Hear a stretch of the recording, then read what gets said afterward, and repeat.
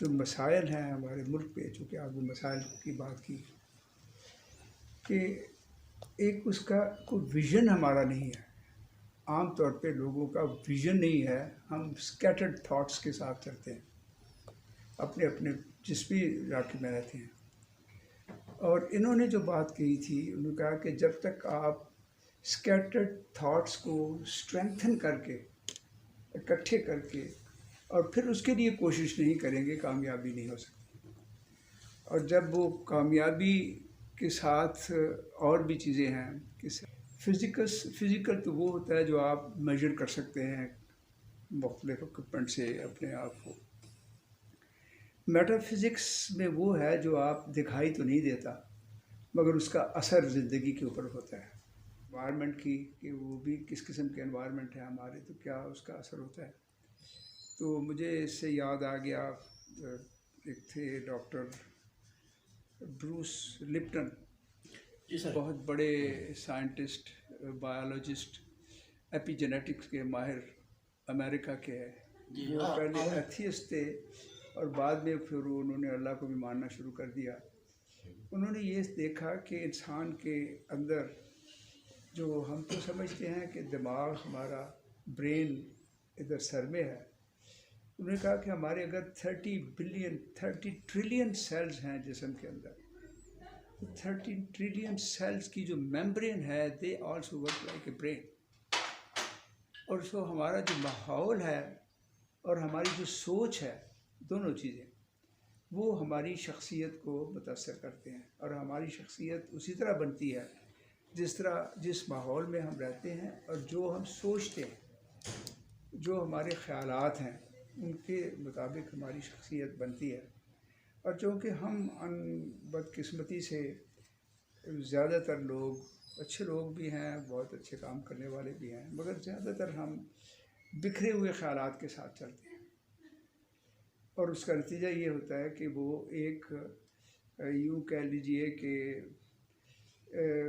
DNA change तो नहीं होता, मगर एपिजेनेटिक चेंज वाक़या हो जाता है, मगर वो भी टेम्परेरी होता है। अगर आज भी हम फैसला कर लें कि हमने अपनी सोचों को एक ख़ास मदार पे लेके चलना है और उसके लिए मेहनत करनी है, तो वो हालात बदल सकते हैं, हम अपने आप को बदल सकते हैं।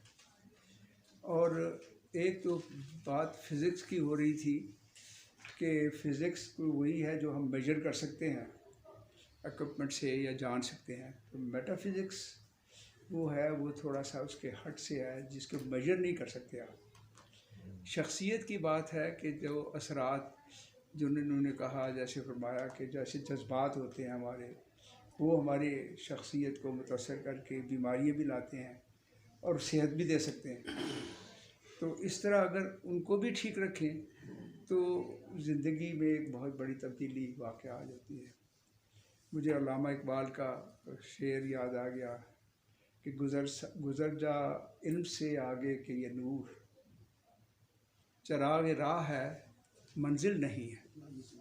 तो मंजिल के लिए जब तक इश्क नहीं होगा, जब तक पैशन नहीं होगा, जब तक आपका एक आइडिया आपके सामने एक वो नहीं होगा, नुक्ता नज़र जिस पे काम करना है, और उसके लिए उसको अचीव करने के लिए मेहनत नहीं होगी, तो फिर आपका जो जो जहन है, जो आपकी वो सारी ताकतें हैं, वो उस तरफ मुंतकिल होकर कामयाबी की तरफ लेके जाएंगी। तो असल में अगर देखा जाए, जब ब्रेन पावर की बात करते हैं, कॉस्मिक ब्रेन की बात करते हैं, हम अपनी सबकॉन्शियस माइंड की बात करते हैं, कॉन्शियसनेस की बात करते हैं, तो अगर हम अपनी तारीख़ में पीछे भी देख लीजिए कि जितने लोग भी कामयाब हुए हैं, जब उन्होंने एक नुक्ता सामने रखा, एक नुक्ता नज़र रखा और उसके लिए जान की बाजी लगा दी, तो कामयाब हुए। ख़ास मिसाल आप रसूल पाक सल्लल्लाहु अलैहि वसल्लम की ले लें, या किसी और भी बड़े पैगंबर की, या किसी बड़े साइंसदान की ले लें। मुझे इसके याद आ गया एक साइंसदान का वाक़या, केकुल, जिसने बेंजीन का फार्मूला दरियाफ्त किया।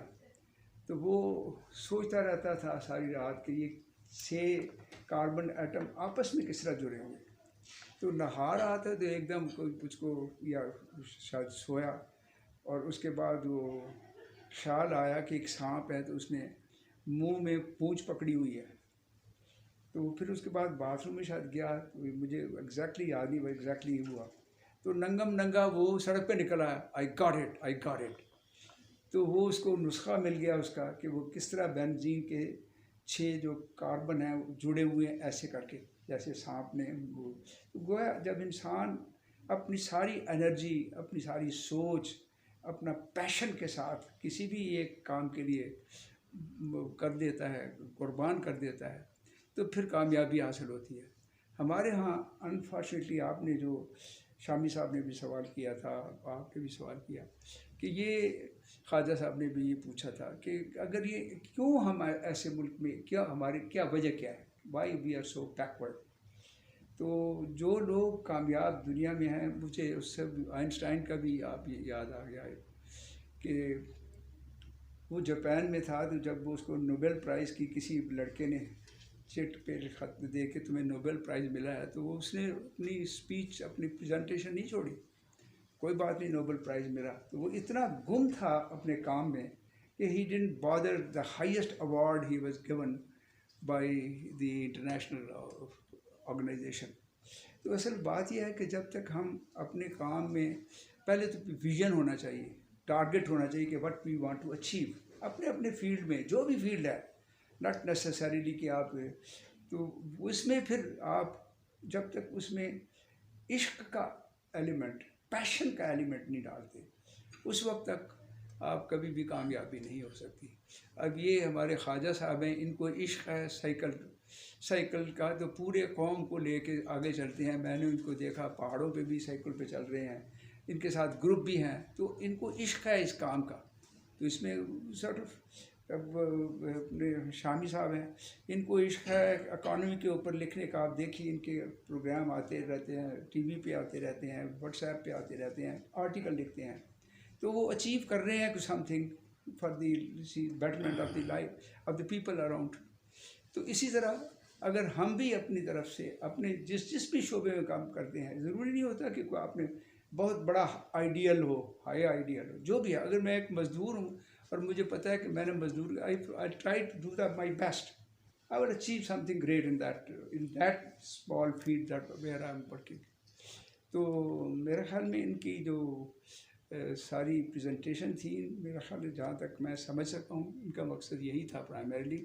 और वो जो दिमाग है इंसान का, ये तो कॉन्शियस माइंड है ना हमारे, पता है, और जो अंदर है एक जो कॉस्मिक कॉन्शियसनेस है, एक तो हमारा ज़ाती कॉन्शियस माइंड है, एक हमारी कलेक्टिव कॉन्शियसनेस है, और एक फिर कॉस्मिक कॉन्शियसनेस जिसका ताल्लुक अल्लाह से है, जिसका ताल्लुक ग्रेटर माइंड से है। तो जब हम इस तरह अपने आप को खो बैठते हैं उसमें, पैशनेट होके, तो हमारा ताल्लुक अल्लाह से जुड़ जाता है। तो वो तो विज़डम की कमाल है, सारी कायनात की विज़डम उसके पास है। वो खुद वो ख्यालात आते हैं ना, ऊपर से ख्यालात आते हैं, तो वो ख्यालात वो खुद ब खुद अपने अपने फील्ड में ख्यालात आ जाते हैं, नॉट नेसेसरीली क्योंकि एक ख़ास सब्जेक्ट ही।